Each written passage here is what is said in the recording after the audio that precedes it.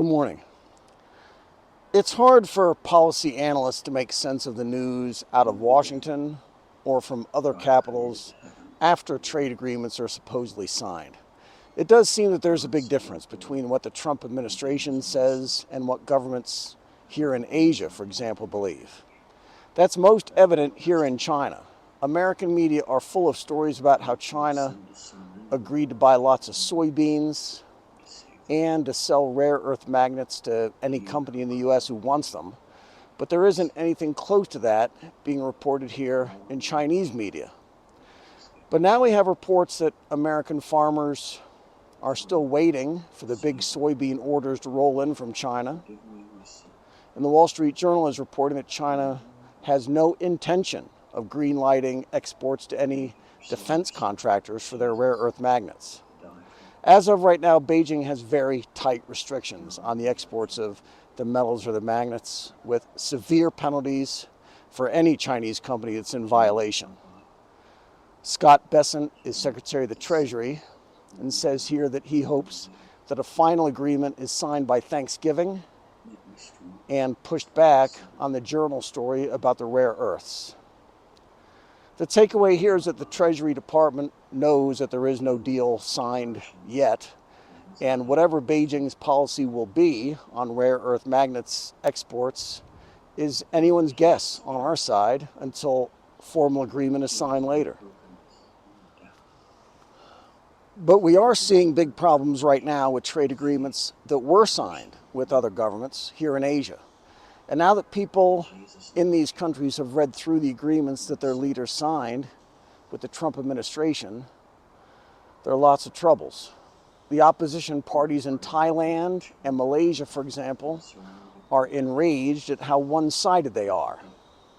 Thailand's biggest opposition party claims that the Thai Prime Minister put the country in danger by signing the agreement, which gives the United States priority rights to develop mines in Thailand.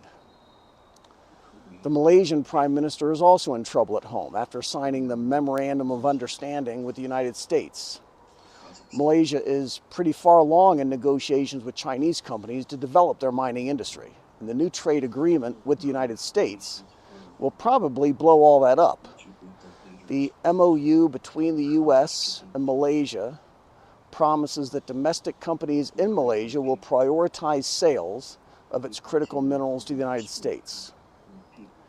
Opposition parties say there that the agreement undermines Malaysian economic sovereignty.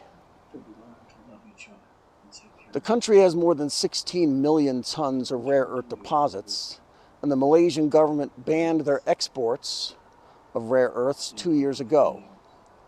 Their reserves are a valuable resource that can turbocharge Malaysian economic growth and increase the country's bargaining power, and will only rise in value and in importance over time. The issue is here. The Malaysian government is working with the Chinese to bring rare earth processing technology to Malaysia. China has monopolies on the equipment and techniques used in rare earth mining, and the separation of the ores, the refining, usable materials which can then be transformed into magnets.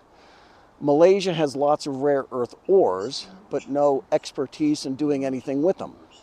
So the strategy behind their export ban was to bring foreign companies into Malaysia with that expertise to help them develop all that value-added economic activity that's further down the value chain. On paper, it does look like the deal that the Malaysian PM just signed with the Trump administration takes down that whole strategy. Billions of dollars will be lost, along with the leverage Malaysia will have in the future. Nikkei Asia went deeper into the language of the agreement and found a poison pill provision that prevents Malaysia from signing separate trade deals with China. The United States can unilaterally terminate the deal if Malaysia signs agreements with anyone else the U.S. considers a problem. Malaysia also agreed to cut or eliminate tariffs on U.S. ag and chemical products and to buy a bunch of planes from Boeing. This provision goes even further. If the United States enacts import restrictions on a third country, Malaysia needs to do the same at the U.S. request. The opposition parties in Malaysia didn't waste any time. It's a surrender. The Malaysian PM, Anwar Ibrahim, went to Parliament to explain just what he agreed to and said that it is not a surrender or betrayal or colonization. The Malaysian Trade Minister, Mr. Aziz, also went to Parliament to say that the export ban on Malaysian rare earth is still in effect. There may be some wiggle room for them legally in that a memorandum of understanding probably doesn't carry nearly the same weight as a trade agreement that passes the U.S. Congress or the Malaysian Parliament. But it's clear that the Malaysian administration is saying either that the language in the MOU is not what the opposition parties claim, or that they don't have to follow it anyway. Either way, we should expect that Beijing is very likely to step back from any investments in Malaysian rare earths until the Malaysians themselves figure out just what they signed up for with Washington. Remember that Malaysia has plenty of rare earth ores, some of the richest deposits in the world, but they lack the technology to go after it in a major way, and they were reaching out to China to do that. They banned the exports of their ores to induce foreign companies to come in and help them develop the industry. For their part, China has banned their exports of the equipment and technology to do that work. So an agreement between Beijing and Kuala Lumpur would strongly imply that Chinese equipment and engineering expertise will go into Malaysia in return for access to the finished products. There are some concerns here from the Chinese side that predated the Malaysian PM signing the trade agreement with the United States. Is there enough raw material in Malaysia to justify big Chinese investments, along with environmental issues that could shut down the project later, after China spent billions of dollars turning them on? But now there is another, even bigger one from China's point of view. If Malaysia just signed an agreement to give the United States right of first refusal on rare earth magnets and materials coming out of Malaysia, the deal with China is probably dead on arrival. Chinese regulators have gone to a lot of trouble in China to make sure that their magnets aren't headed the Pentagon's way. Now Malaysia may have just agreed to hand over theirs. Instead, after Chinese firms and engineers and equipment did the work, making them ready for export. Several days ago, the Malaysian PM met with China's premier and urged the investments from the Chinese side to move forward as if nothing happened. But the problem is the language of the MOU itself and whether this thing is legally binding in any way. Because if that language is in there, Malaysia is legally obligated to prioritize rare earth sales to the United States.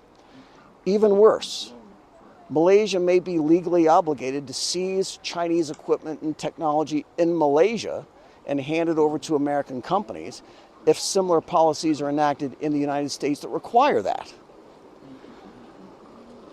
There's a saying in American politics that if you're explaining, you're losing.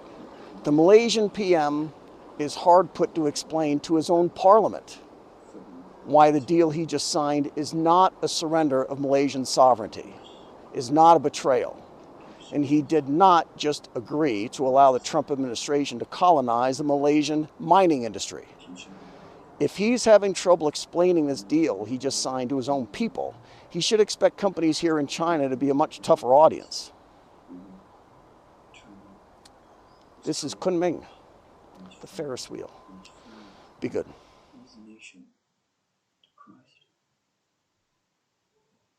Together we lift up the people of Asia. We pray that your spirit is poured out. That 1 billion people are saved and brought to faith in Jesus